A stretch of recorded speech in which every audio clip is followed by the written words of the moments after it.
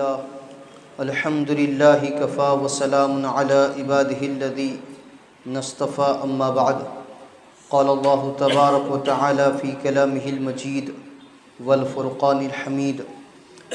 بعد أعوذ بالله من الشيطان الرجيم بسم الله الرحمن الرحيم قل إنما حرم ربي الفواحش ما ظهر منها وما بطن والإثم والبغي بغير الحق وأن تشركوا بالله ما لم ينزل به سلطانا وأن تقولوا على الله ما لا تعلمون وقال تعالى في مقام آخر إن الذين يحبون أن تشيء الفاحشة في الذين آمنوا لهم عذاب أليم في الدنيا والآخرة والله يعلم وأنتم لا تعلمون وقال تعالى في مقام آخر قل للمؤمنين يغضوا من أبصارهم ويحفظوا فروجهم ذلك أزكى لهم إن الله خبير بما يصنعون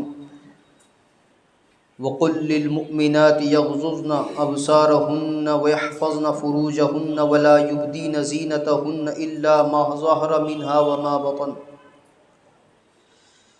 سبحان ربك رب العزة عما يصفون وسلام على المرسلين والحمد لله رب العالمين اللهم صل على سيدنا محمد وعلى آل سيدنا محمد بارك وسلم اللهم صل على سيدنا محمد وعلى آل سيدنا محمد بارك وسلم اللهم صل على سيدنا محمد وعلى آل سيدنا محمد بارك وسلم معزز سامعین کرام، ملت اسلامیہ کے عزیز نوجوانوں، بزرگان ملت، باہر کی دنیا، مسجد کے باہر کی دنیا، مسجد سے باہر کا ماحول ویسٹرن کلچر سے بھرا ہوا ہے۔ مغربی تہذیب، مغربی اطوار، طور طریقے، کھانا پینا، لباس، غرض کے ہر چیز رنگ دی گئی ہے مغربی تہذیب کے ساتھ۔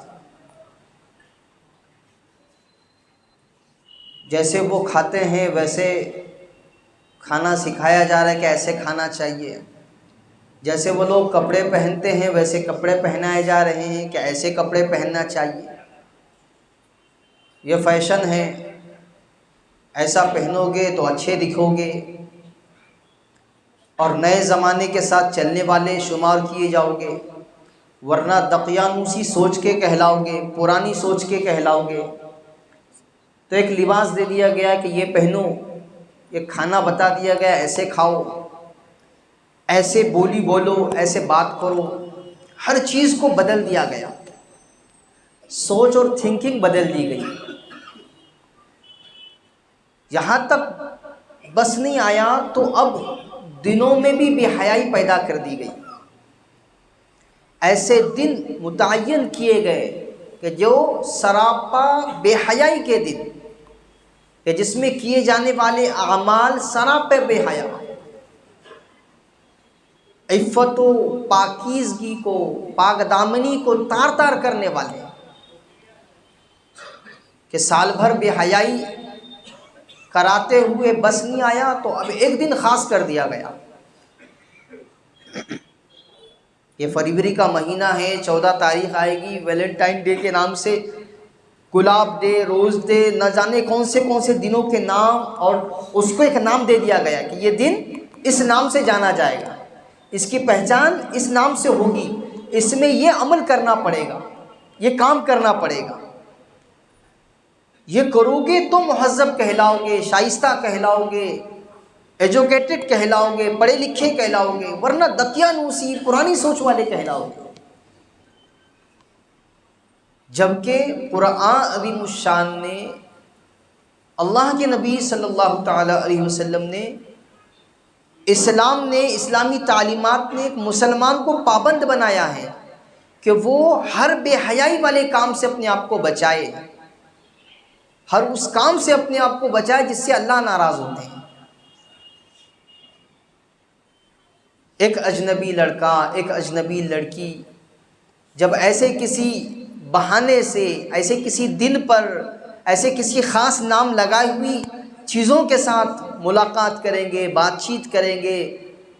فلرٹنگ کریں گے، ایک دوسرے کے ساتھ مذاق ہوگا، محبت کا اظہار ہوگا، تو دھجیاں اڑ جائے گی پاک دامنی کی، عزت و آبرو کی۔ اور قرآن کا ایک تصور ہے، ایک مزاج ہے شریعت کا کہ حرام کیا ہے غیر محرم لڑکی سے بات چیت کو، اس کی طرف دیکھنے کو۔ دو بنیادی وجہ اس کی بتائی گئی کہ کیوں حرام کیا ہے شریعت نے۔ ایک لڑکے کو ایک لڑکی اچھی لگ رہی ہے، وہ کیوں نہیں دیکھ سکتا؟ کیوں اسے بات چیت نہیں کر سکتا؟ کیوں اس کے ساتھ ہنس بول نہیں سکتا؟ تو دو اس کی بنیادی وجہ شریعت نے رکھی ہے۔ سب سے بڑی وجہ کہ جب اختلاط ہوگا، ایک اجنبی لڑکا لڑکی آپس میں بات چیت کریں گے، ان کی بات چیت بڑھے گی، اور ایک آگے جا کر بدکاری کی طرف یہ چل پڑیں گے، تو ایک صالح معاشرہ وجود میں نہیں آ سکتا، ایک پاکیزہ معاشرہ وجود میں نہیں آ سکتا، آنے والی نسلوں کی نشاندہی نہیں ہو سکتی۔ لازمی بات ہے کہ جب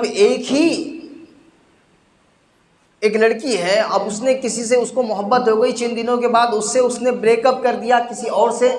پھر اس کی محبت ہو گئی، اس سے بریک اپ ہو گیا، تو لازمی بات ہے جب یہ آگے جا کے جب یہ ماں بنے گی تو اس بچے کے لیے کیا طے کیا جائے گا؟ ایک سوالیہ نشان۔ اس سے بچانے کے لیے شریعت نے منع کیا، حرام کر دیا۔ اور دوسری چیز کہ اللہ تبارک و تعالیٰ کا حکم ہے، اب اللہ دیکھنا چاہتے ہیں کہ اپنی نفسانی خواہشات پر بریک لگا کر، اپنے آپ پر قابو رکھ کر کتنے لوگ ہیں جو اللہ کے حکم کو مانتے ہیں، اللہ کے حکم کو مان کر کسی غیر محرم کی طرف دیکھتے نہیں، بات چیت کرتے نہیں، آگے بڑھتے نہیں، یا اللہ کے حکم کو نہ مان کر اپنی نفس پر عمل کر کے، نفسانی خواہشات پر عمل کر کے قعر مذلت میں گر جاتے ہیں، ذلت بھری زندگی کو گزارنے کے لیے اپنے لیے چنتے ہیں، یہ اللہ دیکھنا چاہتے ہیں۔ یہ دو بنیادی وجہ ہیں۔ چنانچہ قرآن عظیم الشان میں اللہ تبارک و تعالیٰ ارشاد فرما رہے ہیں، قُل لِّلْمُؤْمِنِينَ يَغُضُّوا مِنْ أَبْصَارِهِمْ، ایمان والے مردوں سے کہہ دیجئے اے نبی صلی اللہ تعالیٰ علیہ وسلم، مومن مردوں سے کہہ دو کہ وہ اپنی نگاہیں نیچی رکھیں اور اپنی شرمگاہوں کی حفاظت کریں، یہی ان کے لیے پاکیزہ ترین طریقہ ہے، اور جو کاروائیاں کرتے ہیں اللہ ان سب کی پوری طرح خبر رکھتے ہیں، اللہ ان سب سے باخبر ہے۔ سورۃ النور آیت نمبر 30۔ جب یہ دو باتیں عمل میں لائی جائے گی، سب سے پہلے اپنی نگاہ کی حفاظت ہوگی کہ کسی غیر محرم پر نگاہ نہیں اٹھ رہی ہے، اور اپنی شرمگاہوں کی، اپنے عزت کی، عصمت کی، پاک دامنی کی خود حفاظت کی جائے گی، تو کیا مجال کہ کوئی دوسرا اس پر حاوی ہو، حملہ آور ہو۔ یہ کرنے سے ایک صالح معاشرہ بنے گا، ایک پاکیزہ ماحول بنے گا۔ ایسے ہی یہ تاکید شریعت نے مستورات کو بھی دی ہے، لڑکیوں کو بھی دی ہے، صنف نازک کو بھی دی ہے۔ چنانچہ اللہ تبارک و تعالیٰ فرما رہے ہیں، اور مومن عورتوں سے کہہ دو کہ وہ اپنی نگاہیں نیچی رکھیں، اپنی شرمگاہوں کی حفاظت کریں، اور اپنی سجاوٹ کو کسی پر ظاہر نہ کریں سوائے اس کے کہ جو خود ظاہر ہو جائیں۔ سجاوٹ سے مراد جسم کے وہ حصے جس پر زیور پہنا جاتا ہے یا خوشنما کپڑے پہنے جاتے ہیں، یہ مراد ہے۔ اور اپنی اوڑھنیوں کو آنچل سے اپنے گریبانوں پر ڈال لیا کریں، اور اپنی سجاوٹ کسی پر ظاہر نہ کرے سوائے ان کے شوہروں کے، یا اپنے باپ، اپنے شوہروں کے باپ، اپنے بیٹوں یا اپنے شوہروں کے بیٹوں، یا اپنے بھائی یا بھائیوں کے بیٹوں، یا اپنی بہنوں یا بہنوں کے بیٹوں۔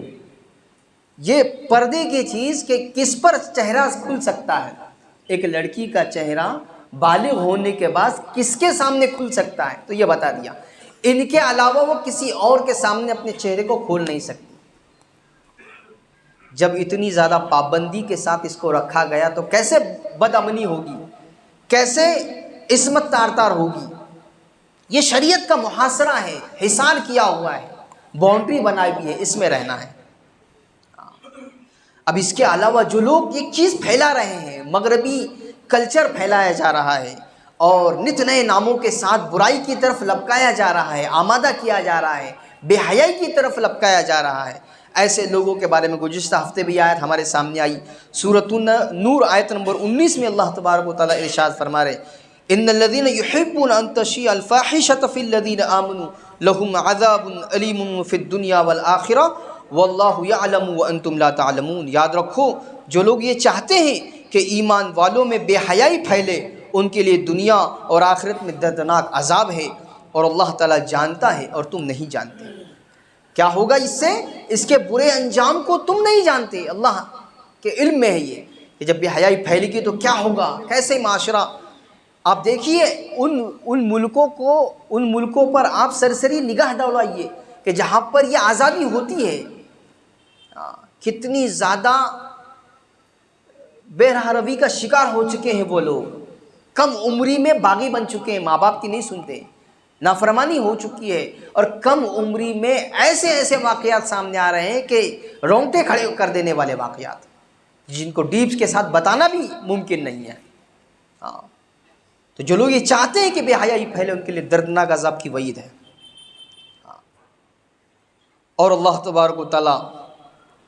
سورۃ الاعراف میں ارشاد فرما رہے ہیں قل انما حرم ربی الفواحش ما ظہر منها وما بطن والاثم والبغی بغیر الحق۔ کہہ دو کہ میرے پروردگار نے تو بے حیائی کے کاموں کو حرام قرار دیا ہے، یہ جتنے بھی بے حیائی کے کام ہیں یہ حرام ہیں۔ ایک ایمان والے کے سامنے جب یہ اللہ کی آیتیں پڑھ کر سنائی جا رہی ہیں تو اسے چوکنا ہو جانا چاہیے کہ جس بے حیائی کی طرف مجھے دعوت دی جا رہی ہے، بلایا جا رہا ہے، ابھارا جا رہا ہے، ان بے حیائی کے کاموں کو میرے پروردگار نے حرام قرار دیا ہے، چاہے وہ بے حیائی کھلی ہوئی ہو یا چھپی ہوئی ہو۔ ایک بے حیائی تو کھلی ہوئی ہوتی ہے کہ ایک آدمی نشے میں چور پی رہا ہے، دکھ رہا ہے کہ یہ نشیلا آدمی ہے، دکھ رہی ہے بے حیائی۔ ایک بے حیائی ہے جو چھپی ہوئی ہے، بظاہر یہ دکھایا جا رہا ہے کہ ایک دوستی کرائی جا رہی ہے، بہت پاکیزہ ماحول دیا جا رہا ہے، ایک ایسا ماحول دیا جا رہا ہے، دکھایا جا رہا ہے آپ کو ایسے کہ ہم چاہتے ہیں کہ لوگوں میں نفرتیں کم ہو، نفرتیں ختم ہو۔ اب ختم کرنے کے لیے دن رکھا گیا کہ اس میں آپ چاکلیٹ دے کر نفرت ختم کرو، اس میں آپ گلاب دے کر نفرت ختم کرو، یہ دکھایا جا رہا ہے۔ لیکن اس کے پیچھے کی بے حیائی جو چھپی ہوئی ہے، جس کے برے نتائج بھگتنے پڑیں گے، وہ دکھ نہیں رہی ہے۔ تو جو چھپی ہوئی برائیاں ہیں، چھپی ہوئی بے حیائی ہے، ان کو بھی اللہ تبارک و تعالیٰ نے حرام کیا ہے۔ نیز گناہ کو، ناحق کسی کے ساتھ زیادتی کرنے کو، اور اس بات کو کہ تم اللہ کے ساتھ کسی ایسی چیز کو شریک مانو کہ جس کے بارے میں اللہ نے کوئی دلیل نازل نہیں کی۔ سورۃ الاعراف آیت نمبر 33 اور 34۔ تو یہ حرام چیزیں ہیں، بے حیائی کے کام حرام ہیں، ان سے بچنے کی ضرورت ہے۔ امت کو چاہیے کہ وہ اسلامی طرز پر اپنی زندگی گزارنے کی کوشش کریں، اسلامی تعلیمات پر مر مٹھنے کی کوشش کرے، نشاور ہونے کی کوشش کرے۔ اپنی عملی زندگی میں عمل کے لیے سب سے